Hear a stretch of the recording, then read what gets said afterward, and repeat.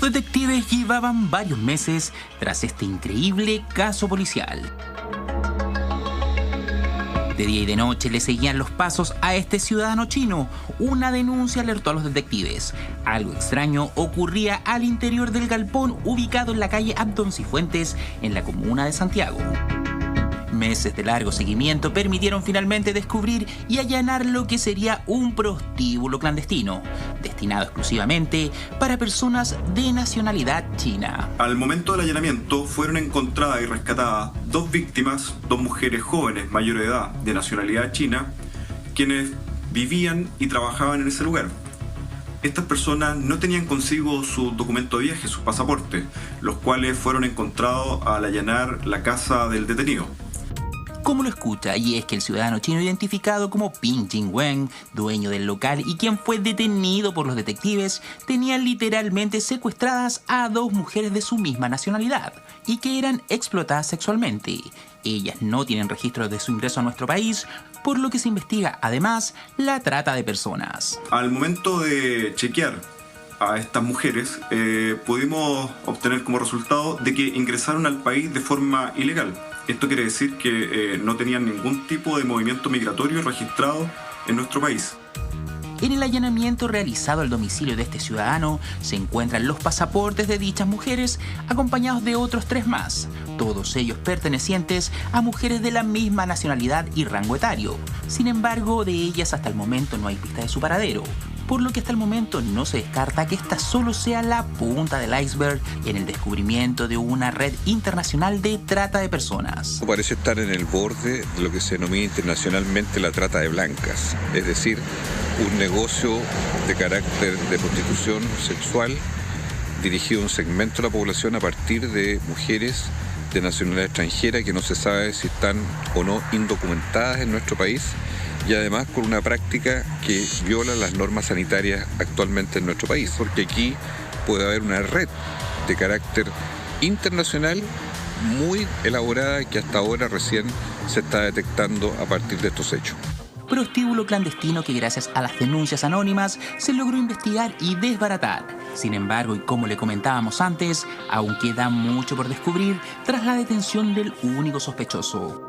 Esta noticia en desarrollo porque encontramos pasaportes de las niñas que estaban ejerciendo la prostitución y de otras personas que la PDI no ha logrado ubicar. Por tanto, quizás la trama de este ilícito aumente mucho mayor y sea un delito de mayor connotación.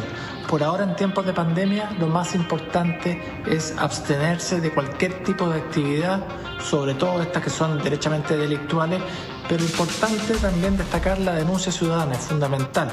Ellos nos alertaron, nosotros hicimos la denuncia correspondiente y la PDI terminó desbaratando este por ahora prostíbulo clandestino, pero de seguro que el hilo y la madeja seguirá a un delito de mucho mayor connotación. Wen quedó con prisión preventiva por el delito de facilitación a la prostitución internacional en los 90 días que dura la investigación, mientras las mujeres encontradas en el prostíbulo deberán declarar y así esclarecer cómo llegaron a este lugar. De esta manera se pretende ir descubriendo quién más estaría involucrado en esta posible red internacional de trata de personas. Las cosas que uno se entera en pandemia son realmente asombrosas, querida Carlos. Acá estamos frente a una cantidad importante de delitos. Estamos hablando de 2 mujeres de nacionalidad china que no hay registro de cómo ingresaron a nuestro país y que lo más posible, según lo que ha investigado la policía, estaban en contra de su voluntad encerradas en este prostíbulo, Carlos. Sí, de hecho, por algo este sujeto tenía los pasaportes. Eso significa que teniendo los pasaportes las mujeres no se pueden mover para ninguna parte, no pueden hacer ningún trámite, sumado a ello que estaban de forma ilegal en el país, entonces técnicamente no pueden sacar absolutamente ni siquiera permiso para ir a comprar pan a la esquina, especialmente en las condiciones en que nos encontramos ahora.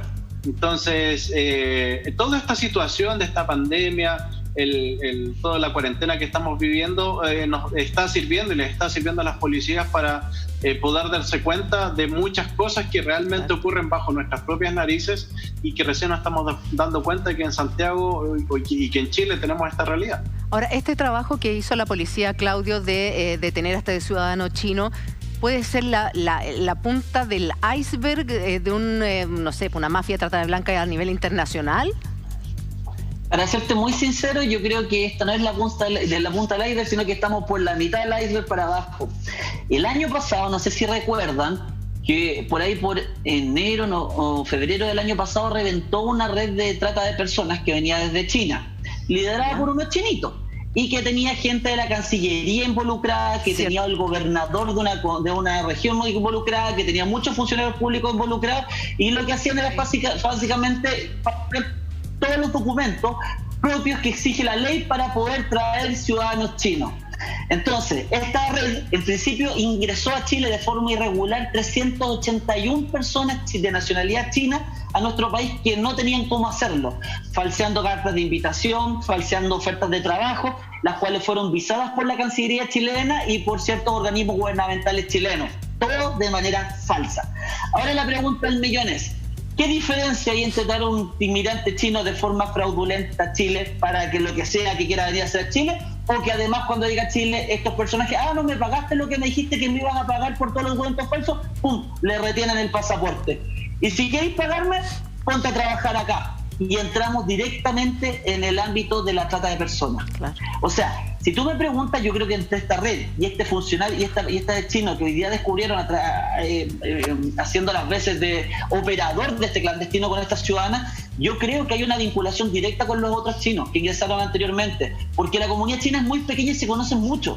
Saben perfectamente dónde consumir los documentos, quién tiene los pasaportes, quién tiene esto, quién tiene lo otro. Entonces, me parece que esta investigación, si de verdad abriéramos el cuaderno, es parte de lo que ya se venía sabiendo de todo lo que reventó el año pasado con los 381 ciudadanos chinos que ingresaron ilegalmente a nuestro país.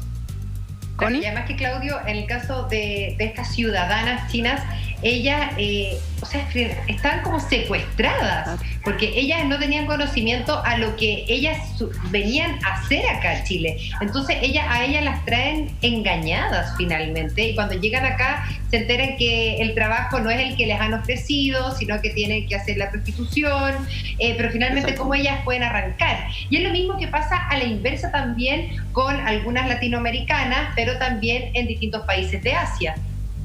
Efectivamente. Ahora, el tema del engaño, sí, puede ocurrir en ciertos casos lo que tú estás contando, pero la realidad es que muchas veces hay muchos ciudadanos, tanto latinoamericanos como asiáticos, que acceden al tema de la prestación de servicios sexuales a cambio de ¿qué? Del pago de todo lo que implica el falsamiento de documentos, traslados, pasajes y estadía para poder obtener, entre comillas, tu libertad.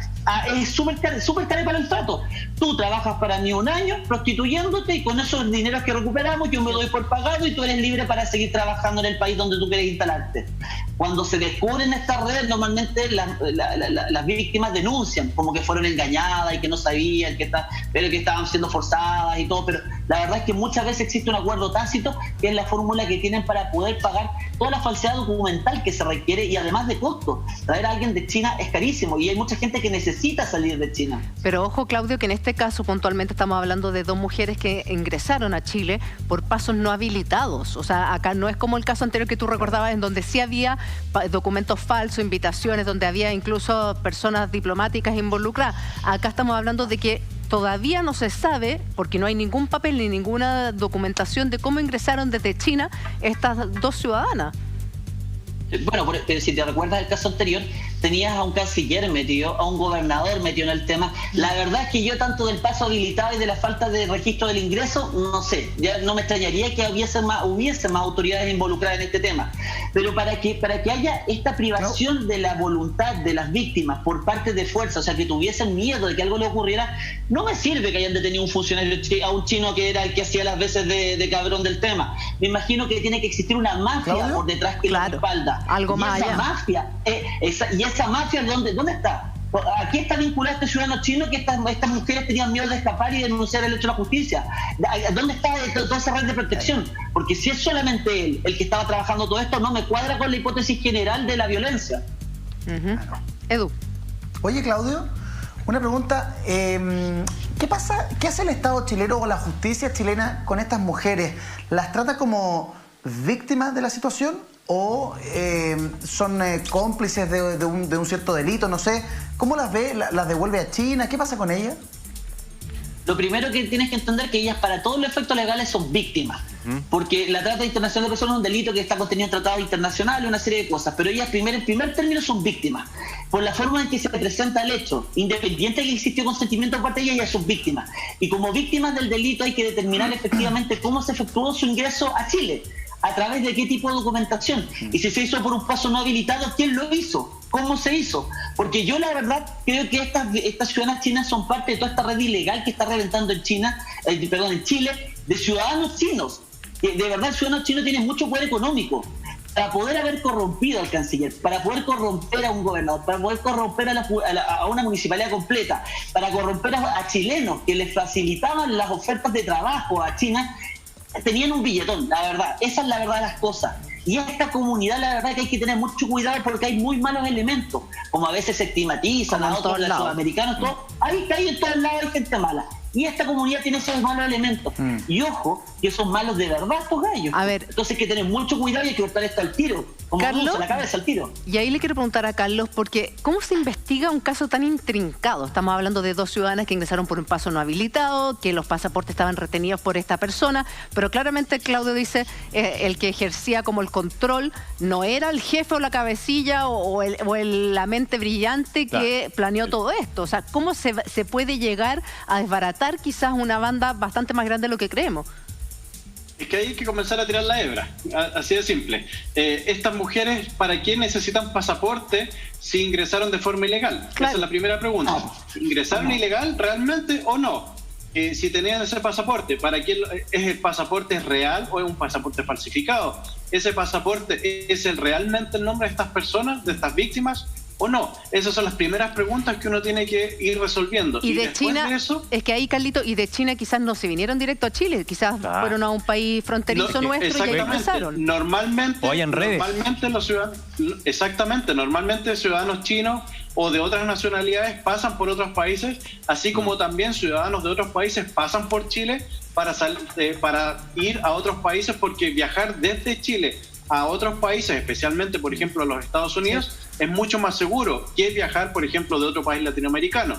Entonces, le hacen menos revisión, vienen desde Chile, el avión viene desde Chile, es diferente. Entonces, aquí ocurre lo mismo. De hecho, el año pasado, en Inglaterra se encontraron 2 containers con ciudadanos chinos. Lamentablemente, uno de ellos, que eran frigoríficos, uno de ellos encontraron más de 30 chinos fallecidos dentro del container, y después el segundo contenedor lo encontraron también con 50. Afortunadamente la mitad de ellos estaba vivo, la otra mitad estaba fallecido. Es algo que terrible. Es lamentablemente normal, especialmente con ciudadanos chinos, que está ocurriendo en diferentes países del mundo, y Chile por supuesto no es la excepción. Chile es un país, un muy buen objetivo para venir dentro de Latinoamérica para trabajar, para obtener trabajo o para blanquear o limpiar la documentación y después dar el salto hacia otros países. Claro, y además, Carlos, en un país con economía abierta y muchos países de la región, muchas veces este tipo de delitos tienen redes en varios países por el intercambio comercial, por los viajes, porque este era un negocio destinado para personas de una misma nacionalidad, que es la nacionalidad del detenido, chino. Entonces, a veces en viajes de negocio, a veces en la comunidad que reside en cada país, también hacía uso de estos servicios. Entonces, hay que investigar esa hebra que tú dices, si es que hay conexión con otras naciones.